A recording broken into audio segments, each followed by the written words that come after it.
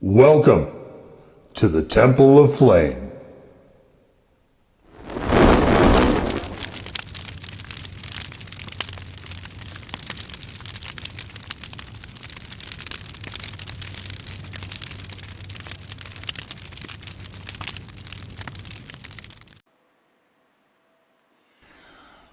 On today, Fifth Black Lights, we take a look at this. And what this is from Buldak, from Samyang, it is the mac and cheese sweet corn. They finally hauled off and did it. They finally moved into what we would recognize as more macaroni style noodles. So we've got sweet corn up there, real ches. We've got Buldak spicy level. We'll go as high as this goes. Of course, cooked for 9 minutes. Let's see. The usual litany of stuff is here. The sauce, which of course is resplendent with. Where is that?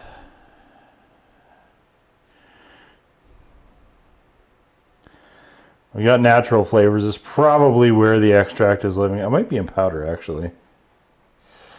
The powder is I would imagine, the cheese sauce. The cheese and corn sauce. This is an interesting combination to me. I like this idea. I'm not sure where this was produced. So we got the cooking instructions. These are pretty neat. We've got fill your favorite pot. not just any pot.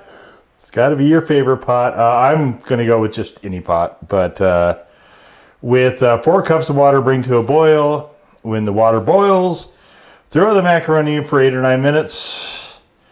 Drain well and throw back into the pot. I love the localization of this. It is such a specific term. Don't return it to the pot. Throw it. Throw those drained noodles back into the pot. Absolutely. Hurl them fuckers as hard as you can directly into the pot. God damn it. And then you add the sauce and cheese pack of powder. So let's see what's in this monstrosity here. So we've got the box. Let's see. We've got, what is this? Oh, this is the cheese powder, I guess. Yeah, these are both. Why is it in 2 packets instead of just 1? This is so weird. Yay, more packaging. Okay, and come here. There's the Buldak sauce. Now I do have some of the black on standby. This is so you can see where my finger is about where the noodles are in this. So you can see the noodles are about 1/3 of the box here. But all right, let's go get to some cooking, shall we? Okay, and here we have the 4 cups of water in not my favorite pot. That I don't even have a favorite pot.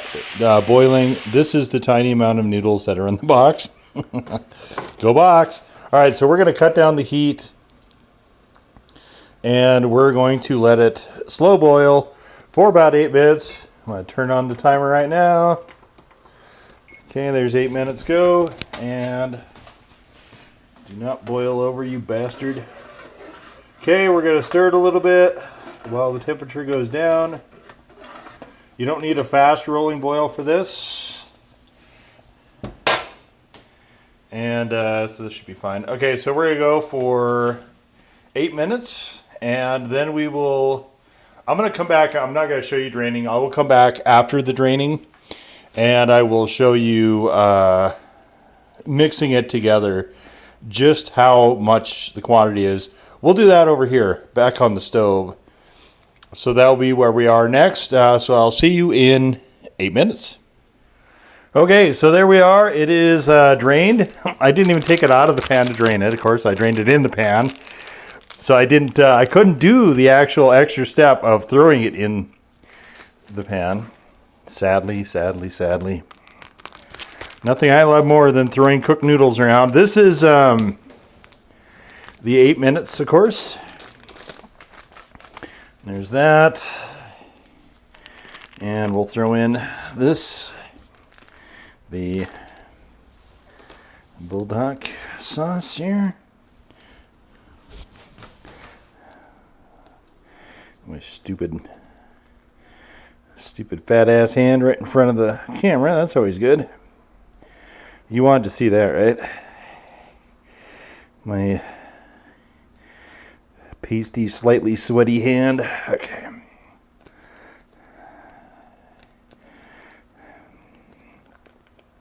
There is a second flavor to this as well. There is a carbonara, which will be coming in a future video. I'm not going to be doing this process, however. All right. See, my very, very butchered pan. I don't know how long I've had this. Obviously, it was once, I think it was once Teflon coated, maybe. Not anymore.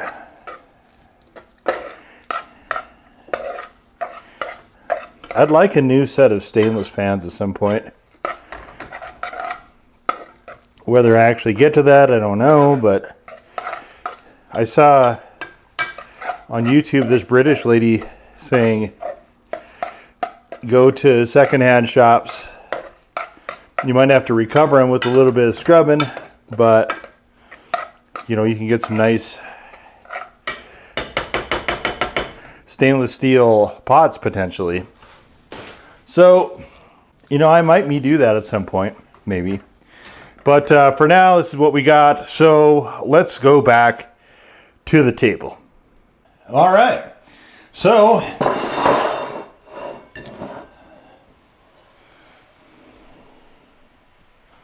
we've got this pot of mac and cheese. Let's just see how much this box is. These actually expanded quite a bit more than I was thinking they were going to.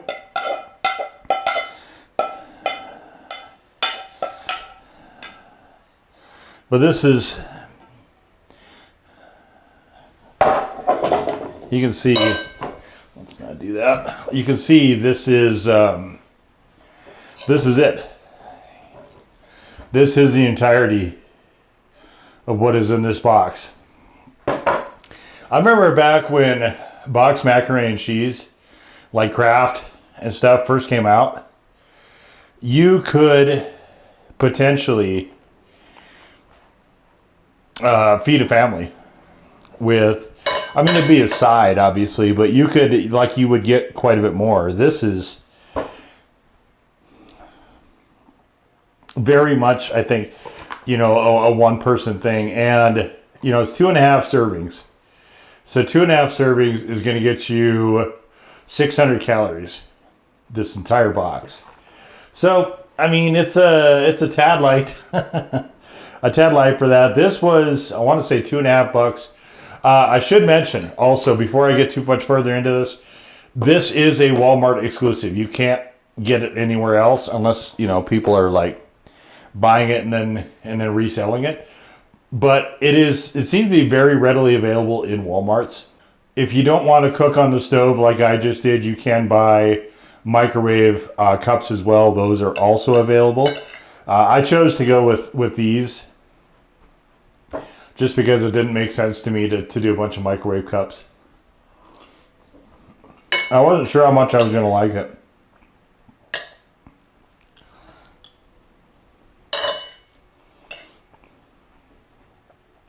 Samyang gives this a 2 on their heat scale. So the corn Samyang ramen I've had a few times, and it is generally less than the regular black one is.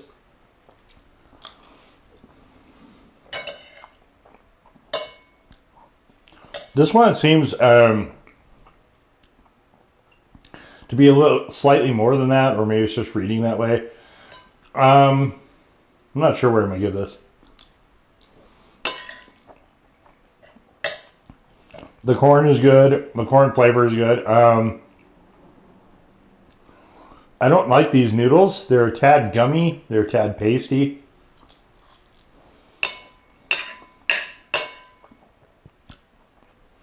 I think they're okay. I'm not sure I would want to have these again, though.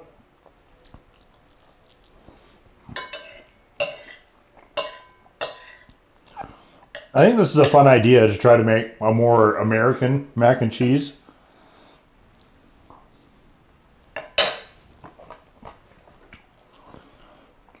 But they're using mascarpone as the cheese, which is interesting. I don't think it works as a mac and cheese as most of us know mac and cheese.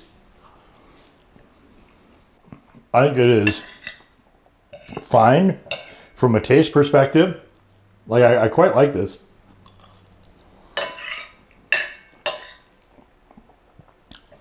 But I like the Samyang corn ramen as well.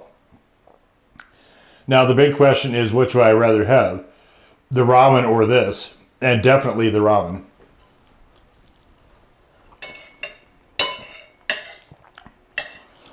This is, like I said, kind of gummy and chewy and pasty.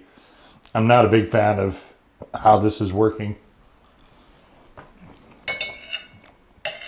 The noodles are, I think, a bit dubious.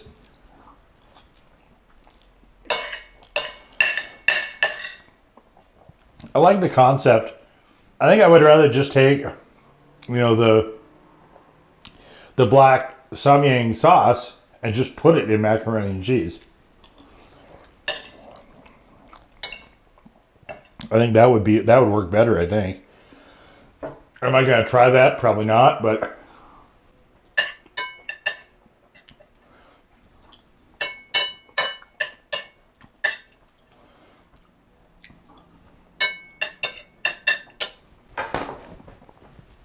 this actually kind of reminds me a little bit of how I did some of the noodles, where I would break them up first. Just that this texture is... The texture of noodles is not good. I mean, it is kind of instant noodles, but... like an instant mac and cheese, like a mac and cheese cup. The noodles aren't very good, though. Noodles are probably the worst part of this, actually. It does have a slight degree of bitterness to it, though, that I also don't like.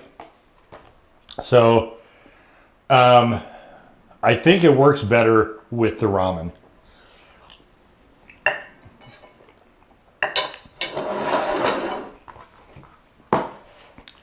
And if I was going to have one, I would not choose this. I mean, there's nothing wrong with this. I don't know why it exists. Like, who is this for? Because I don't think there's a bunch of people that are just like, I don't want to try the Samyang ramen because it's ramen. Like, ramen has been around, instant ramen has been around at least since the 80s. There's not a cultural stigma attached to ramen that I'm aware of. So I don't think it's just a matter of, oh, well, if it's not mac and cheese, I don't want it. I don't think that exists.